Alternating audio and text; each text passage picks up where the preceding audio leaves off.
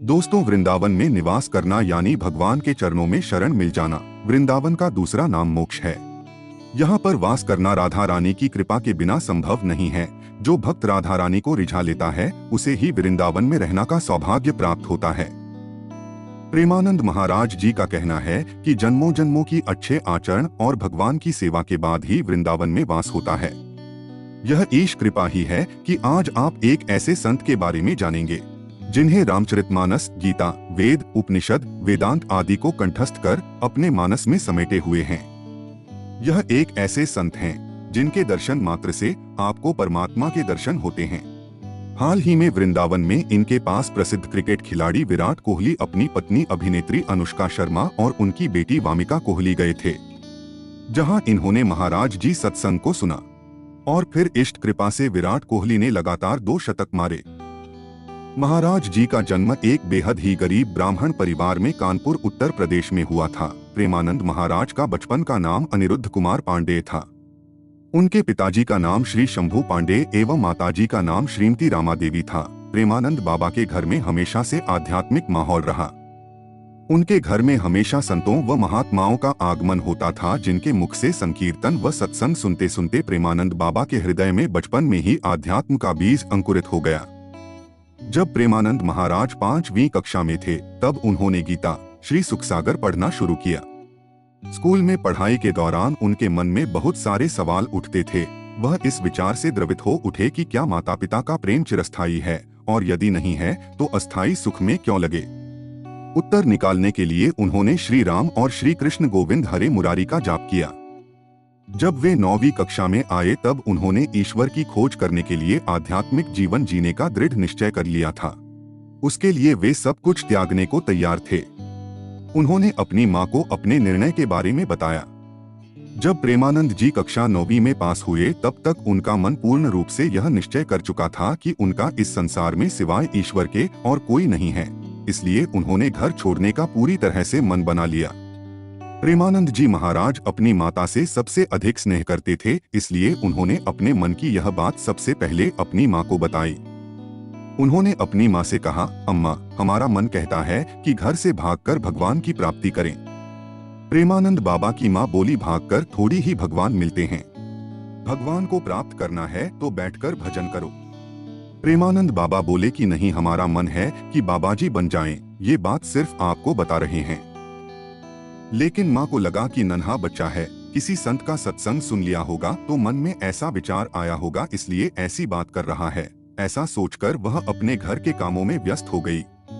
प्रेमानंद जी महाराज बताते हैं कि अगले दिन सुबह 3 बजे मेरे मन में ऐसी व्याकुलता उठी कि अब बस भगवान के चरणों में ही प्राण न्यौछावर करना है। और मात्र 13 वर्ष की उम्र में प्रेमानंद जी महाराज ने घर छोड़ दिया और निकल गए अनंत यात्रा पर। इस दौरान वे केवल आकाशवाणी को स्वीकार किया, जिसका अर्थ है बिना मांगे, बिना कुछ कहे, बिना किसी प्रयास के केवल ईश्वर की कृपा से जो मिल जाए उसे स्वीकार करना। प्रेमानंद जी ने जब संन्यास में प्रवेश किया तब शुरुआत में उनकी तपोस्थली वाराणसी थी। वाराणसी में महाराज जी का नित्य प्रति का नियम था गंगा जी में स्नान कर तुलसी घाट पर एक विशाल पीपल के वृक्ष के नीचे आसन लगाकर कुछ देर तक बैठकर गंगा जी और भगवान महादेव का ध्यान करना। उसके बाद भिक्षा मांगना, और वह भी दिन में केवल एक बार 10 से 15 मिनट तक के लिए। यदि इतने समय में कोई आकर भिक्षा दे गया तो ठीक, नहीं तो गंगा जल पीकर भगवान का ध्यान करते हुए उठकर चल दिए अपने 24 घंटे के एकांत वास के लिए।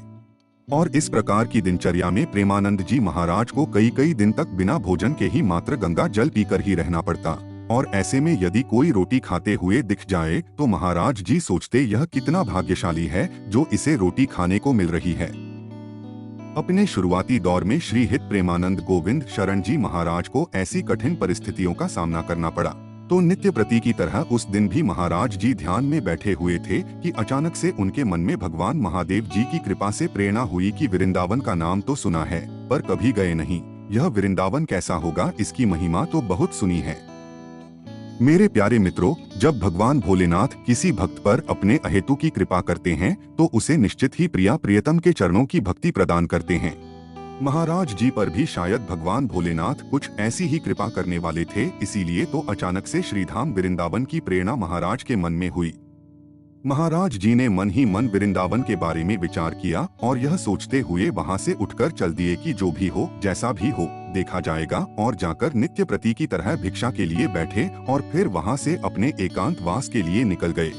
प्रेमानंद जी महाराज अगले दिन फिर अपने नित्य के नियमानुसार तुलसी घाट पर बैठे हुए थे। तभी एक अपरिचित संत उनके पास आए और बोले कि भाई जी, श्री हनुमान प्रसाद पोद्दार जी का अंध विश्वविद्यालय जो काशी में स्थित है, उसमें श्री राम शर्मा आचार्य जी द्वारा एक धार्मिक आयोजन का प्रबंध किया गया है, जिसमें दिन में श्री चैतन्य लीला एवं रात्रि में रासलीला का मंचन होना है। चलो महात्मा, हम दोनों लीला का दर्शन करने चलते हैं। महाराज जी ने कभी रासलीला तो देखी नहीं थी और गांव में होने वाली रामलीला जरूर देखी थी, इसलिए मन में सोचा कि जैसे गांव में एक रात के लिए रामलीला का मंचन होता है, वैसे ही रासलीला होती होगी। चूंकि महाराज जी का स्वभाव था हमेशा एकांत में रहना और एकांतवास करना, इसलिए उन्होंने उन बाबा जी से कह दिया कि आप जाइए, मुझे आवश्यकता नहीं है। पर बाबा जी कहाँ मानने वाले, वे फिर बोले, अरे महात्मा, बस एक बार मेरी बात मान लो, सिर्फ एक बार मेरे कहने पर चलो, फिर मैं दोबारा नहीं कहूँगा। महाराज जी ने सोचा कि ये बाबा जी इतना हठ क्यों कर रहे हैं, शायद इसमें महादेव जी की ही कोई इच्छा होगी। ऐसा सोचकर और उन बाबा जी की बात रखने के लिए महाराज जी उन बाबा जी के साथ लीला देखने चले गए। महाराज जी ने लीला देखी तो उनको बड़ा आनंद आया। चैतन्य लीला देखकर महाराज जी को इतना आनंद आया कि शाम के समय बाबा जी को कहने की आवश्यकता ही नहीं पड़ी और रासलीला प्रारंभ होने के पहले ही महाराज जी वहां लीला देखने पहुंच गए। श्री चैतन्य लीला और रासलीला से महाराज जी इतने प्रभावित हुए कि 1 महीने तक उनका यही नियम बन गया। हर दिन महाराज जी लीला का दर्शन करने जाते और इस आनंद में कब 1 महीना बीत गया पता ही नहीं चला। जैसे ही लीला का समापन हुआ तब महाराज जी को ज्ञात हुआ कि अरे, लीला तो समाप्त हो गई, सारे कलाकार वापस वृंदावन जा रहे हैं, अब मेरा क्या होगा। यह सोचकर उनके मन में हाहाकार मच गया कि अब मैं क्या करूंगा, मुझे तो अब वृंदावन जाना है। और कुछ इस प्रकार प्रेमानंद महाराज वृंदावन आए और वहीं के बन के रह गए। महाराज जी बिना किसी परिचित के वृंदावन पहुंचे। बांके बिहारी जी के मंदिर में उन्हें एक संत ने कहा कि उन्हें श्री राधावल्लभ मंदिर भी जाना चाहिए, और वहां उनको अपने सद्गुरु देव की प्राप्ति हुई। महाराज जी 10 साल तक अपने सद्गुरु देव की करीबी सेवा में रहे। जल्द ही अपने सद्गुरु देव की कृपा और श्री वृंदावन धाम की कृपा से वह भक्ति भाव में पूरी तरह से लीन हो गए और श्री राधा के चरण कमलों में असीम भक्ति विकसित की, और इसी तरह वो एक जाने माने संत बन पाए। वह आज जहाँ भी हैं, उसका सारा श्रेय वह अपने माता पिता को देते हैं। उनका कहना है कि उनके माता पिता ने उनको अच्छी शिक्षा दी, इसीलिए वह एक अच्छे संत बन पाए हैं। उनके इसी विचार और असीम ज्ञान को देखकर विराट कोहली, अनुष्का शर्मा और बेटी वामिका कोहली भी उनके दर्शन के लिए आए। तो ये थी स्वामी प्रेमानंद महाराज जी की पूरी जीवन की कहानी। स्वामी जी कहते हैं, तुम बस एक बार वृंदावन आ जाओ, बिहारी जी तुम्हें छोड़ेंगे नहीं। स्वामी प्रभुपाद जी की लाइफ का संघर्ष और कैसे वो अमेरिका के सबसे बड़े बाबा बने और कैसे उनकी वजह से पाकिस्तान में भी भगवत गीता पढ़ाई जाती है, ये जानने के लिए मेरे YouTube चैनल पे जाइए और ये वीडियो देखिए। साथ ही में मेरे चैनल को सब्सक्राइब भी कर दीजिए ऐसी ही और वीडियो देखने के लिए, और बेल आइकॉन भी दबा दीजिए जिससे मैं जब भी वीडियो डालूं आपको पता चल जाए। Thank you for watching.